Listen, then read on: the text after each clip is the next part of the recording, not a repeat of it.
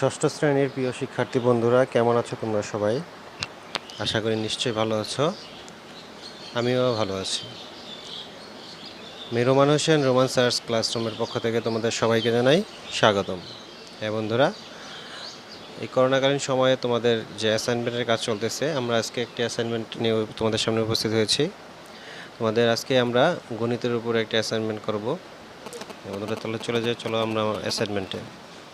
হ্যাঁ বন্ধুরা, তোমাদের যে ষষ্ঠ শ্রেণীতে যে গণিত বিষয়ের যে অ্যাসাইনমেন্টটি দিয়েছে, সেই অ্যাসাইনমেন্টের উপরে আমরা এখন আলোচনা করব। তাহলে চলো যাই আমরা সরাসরি অ্যাসাইনমেন্টে। হ্যাঁ বন্ধুরা, তোমাদের গণিত বিষয়ে অ্যাসাইনমেন্টে 3টি অঙ্ক দেওয়া আছে। প্রথম অঙ্ক দেওয়া আছে হচ্ছে 12, 15, 20, 35 4টি সংখ্যাগুলো ক নম্বরে আছে হচ্ছে সংখ্যাগুলো লসাগু নির্ণয় করো। খতে আছে 5 অঙ্কের কোন ক্ষুদ্রতম সংখ্যা উপরে সংখ্যাগুলো দ্বারা নিঃশেষে বিভাজ্য। গতে আছে 4 অঙ্কের কোন বৃহত্তম সংখ্যাকে উপরের সংখ্যাগুলো দ্বারা দিয়ে ভাগ করলে প্রত্যেকবার ভাগশেষ 10 হবে। ছিল 1 নম্বর অঙ্কে। এখন 2 নম্বর অঙ্কে আছে তোমাদের 35 মিটার লম্বা একটি বাঁশের 7 সমস্ত 2 ভাগের 1 মিটার কালো, 5 সমস্ত 25 ভাগের 4 মিটার লাল এবং 8 সমস্ত 10 ভাগের 3 মিটার হলুদ রং করা হলো। ক নম্বরে যেটা নির্ণয় করতে হবে সেটা হলো সরল করো। 7 সমস্ত 2 ভাগের 1 বিয়োগ 7 ভাগের 4 এর 8 ভাগের 7।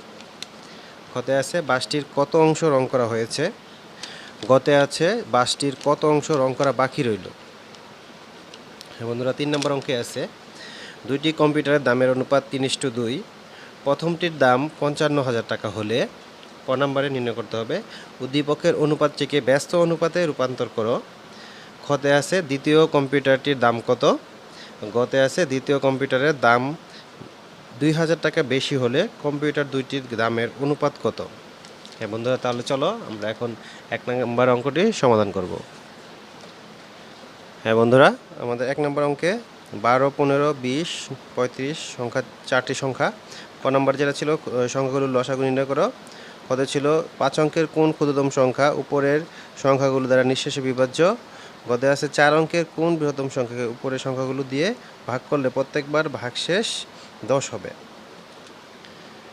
হ্যাঁ বন্ধুরা, আমার 1 কতে সংখ্যাগুলোর লসাগু নির্ণয় করা হলো 12, 15, 20, 35। এই সংখ্যাগুলো লসাগু করতে হবে। এমন একটি সংখ্যা দিয়ে এগুলোকে ভাগ করতে হবে যেন কমপক্ষে 2টা সংখ্যার মধ্যে ভাগ যায়। তাহলে প্রথমে যেহেতু এখানে 12 এবং 20 দুটো জোড় সংখ্যা আছে, তাহলে আমরা প্রথমেই 2 থেকে ভাগ করা শুরু করব।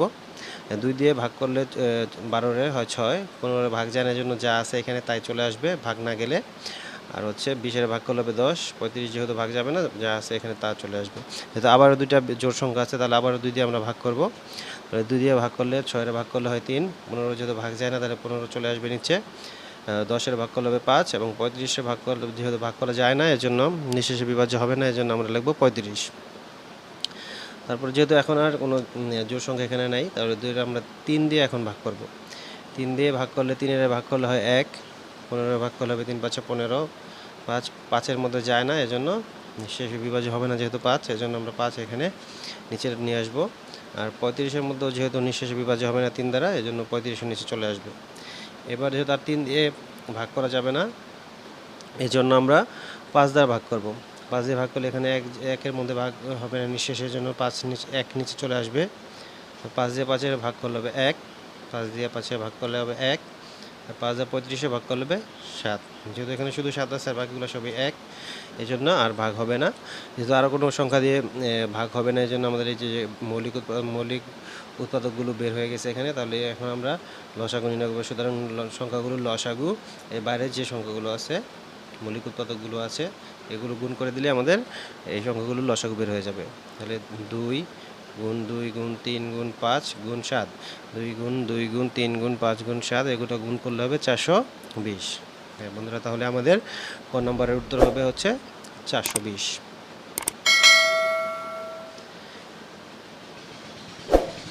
এবার খ নম্বরে ছিল 5 অঙ্কের কোন ক্ষুদ্রতম সংখ্যা উপরের সংখ্যাগুলো দ্বারা নিঃশেষে বিভাজ্য। 5 অঙ্কের কোন ক্ষুদ্রতম সংখ্যা উপরের সংখ্যাগুলো দ্বারা নিঃশেষে বিভাজ্য। হ্যাঁ, এটার জন্য আমাদের প্রথমে আমরা যে ক নাম্বার যে লসাগুটা করছিলাম সেটা লাগবে আমাদের।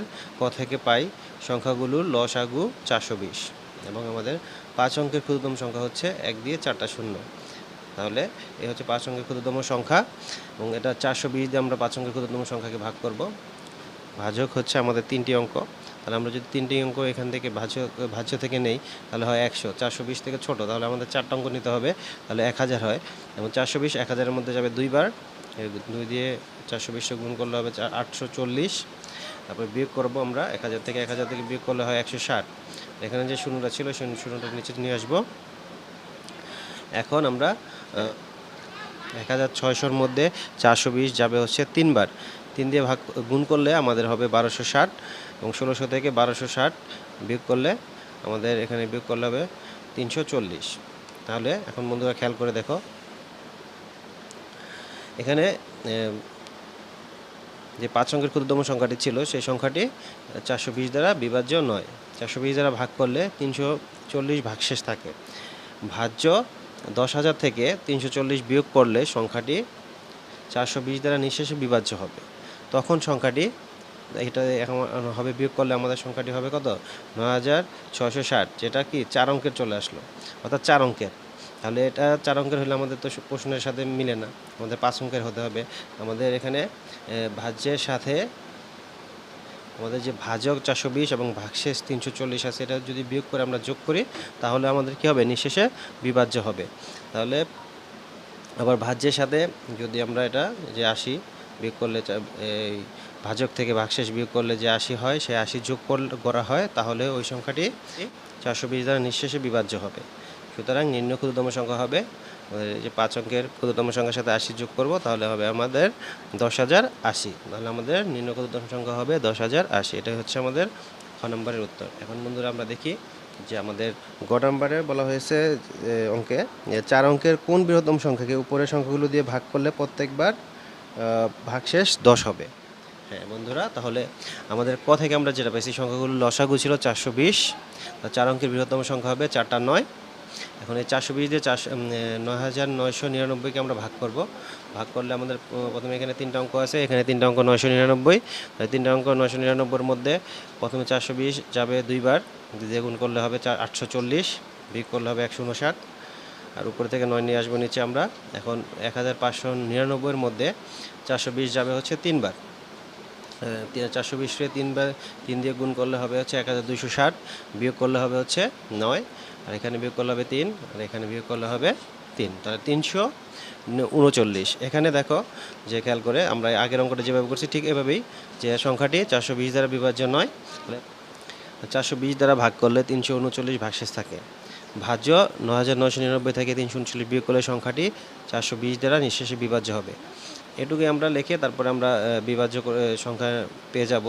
420 দ্বারা নিঃশেষে বিভাজ্য সংখ্যা এত, যেহেতু এটা 4 অঙ্কেরই আছে, তাহলে আমাদের আর ওই যে ওইখানে ভাজক থেকে ভাগশেষ বিয়োগ করে ভাজ্যের সাথে যোগ করার দরকার নেই, তাহলে আমাদের আবার কি হয়ে যাবে? 5 অঙ্কের হয়ে যাবে, তাহলে ওইটা আমাদের লেখার দরকার নেই।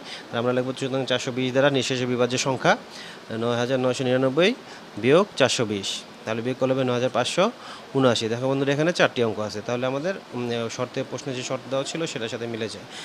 বন্ধুরা এখন দেখো, তাহলে আমাদের বলছে যে প্রত্যেকবার ভাগশেষ আবার কত থাকতে হবে? 10 থাকতে হবে। এই জন্য আমাদের যে নিঃশেষে বিভাজ্য যে সংখ্যাটা আছে এটার সাথে 10 কী করবো? যোগ করে দেবো। তাহলে নিম্ন বৃহত্তম সংখ্যা হবে 9579-এর সাথে 10 যোগ করলে হবে 9589।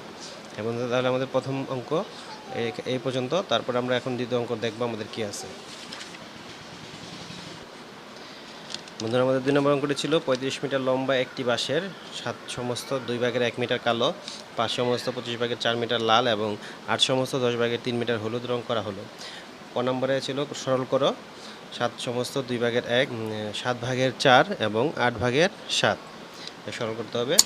আর গতে আছে হচ্ছে বাঁশটির কত অংশ রং করা হয়েছে এবং গতে আছে বাঁশটির কত অংশ রং করা বাকি রইল।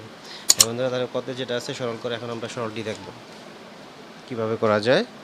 তাহলে সরলটি কিভাবে করা যায়, সে প্রথমে হচ্ছে 7 সমস্ত 2 ভাগের 1 বিয়োগ 7 ভাগের 4 এর 8 ভাগের 7, হ্যাঁ, তাহলে আমরা প্রথমে সমস্তটা ভাঙাই নেব। সমস্ত ভাঙানো হচ্ছে নিচে যে হর ছিল সে হর নিচে চলে আসবে। হর এবং যে পূর্ণ সংখ্যাটা আছে আমাদের সেটা গুণ হবে এবং গুণ হয়ে লব কী হবে? যোগ হবে। যোগ হওয়ার পরে উপরে আমাদের লব হবে এটা। 7 দোকানে 14 আর 1 15 বিয়োগ 7/4 এর 8/7। এখন দেখো যে আমাদের যে সরলের যে নিয়ম সেই নিয়ম অনুযায়ী এর কাজ আগে করতে হবে, তারপরে ভাগ, তারপরে গুণ, তারপরে যোগ বিয়োগ। এখন দেখো তাহলে এখানে যেহেতু এর আছে এর কাজটা আমরা করবো, এর সাথে সাথে কাটা যাবে 8 আর 4 দিয়ে 8 কাটলে হয় 2। তাহলে এখানে প্রথমে যা ছিল এখানে তাই চলে আসবে বিয়োগ, আর এখানে উপরে যেহেতু কিছু নাই তার মানে 1 আছে উপরে আর নিচে 2। এখন 2 আর 2 এর লসাগু 2 হবে। 2 দিয়ে 2 এর ভাগ করলে হয় 1, 1 দিয়ে 15 সাথে গুণ করতে হবে, গুণ করলে হবে 15 × 15, বিয়োগ আছে বিয়োগ দিয়েছি, 2 দিয়ে 2 এর ভাগ করলে 1, 1 এর সাথে 1 গুণ করলে হবে 1 অক্ষে 1। হ্যাঁ বন্ধুরা, তাহলে এখন আমাদের নিচে আছে কত? 2, আর এটা বিয়োগ করলে হবে 14, 2 দিয়ে 14 এর ভাগ করলে হবে 7। তাহলে আমাদের এই সরলের মান হবে কত? 7। 2 এর ক্ষতে ছিল বাসটির কত অংশ রং করা হয়েছে? দেখো বাসটিতে রং করা হয়েছে এখানে 7 সমস্ত 2/1 অংশ কালো ছিল, যোগ করতে হবে 5 সমস্ত 25/4 অংশ লাল, এবং তার সাথে যোগ করতে হবে 8 সমস্ত 10/3 মিটার হলুদ। তাহলে এগুলি সব আমরা কি করব? যোগ করব। যোগ করলে যে এই হবে মিটার। এখন দেখো যে প্রথমে আমরা সমস্ত ভাঙাবো, নিচে হর যা ছিল তা আসবে এখানে চলে, তারপর হচ্ছে আমাদের লবটা হবে, এটার সাথে এটা গুণ করে 1 যোগ করতে হবে। 7 × 14 আর 1 15। এখানে 25 নিচে চলে আসবে, আর 25 দিয়ে 5 এর গুণ করে 4 যোগ করলে হবে 129। তারপরে নিচে 10 চলে আসবে, 10-এর সাথে 8 গুণ করে তারপরে হচ্ছে 3 যোগ করলে হবে 83। হ্যাঁ বন্ধুরা, তারপর দেখো যে আমাদের তাহলে 2, 25 এবং 10-এর লসাগু করতে হবে। লসাগু হবে হচ্ছে আমাদের 50। 2 দিয়ে 50-কে কী করতে হবে? ভাগ করতে হবে। ভাগ করলে হয় 25, 25 দিয়ে 15 গুণ, 25 দিয়ে 15 গুণ করলে হবে 375, 25 দিয়ে 50-টা ভাগ করলে হবে 2, 2 দিয়ে 129 গুণ করলে হবে 258, 10 দিয়ে পড়লে হবে 5, 5 দিয়ে 83 গুণ করলে হবে 415।